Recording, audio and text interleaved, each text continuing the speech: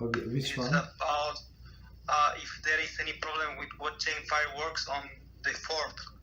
Oh, it was on a chat. I didn't see it. Yes, it was from this. Oh yeah, I apologize. Whoever put on chat, I apologize. So is it a problem? Okay, it's not the biggest problem in the world, but we have one of the commandments: don't go in the ways of non-Jews, of the nations around you.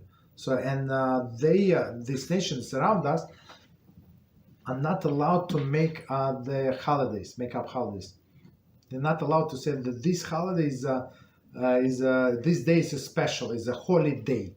So they're not allowed to do that. So they go against Hashem when they say this day is holy for whatever reason. So so we should not be part of it. Let's put it this way.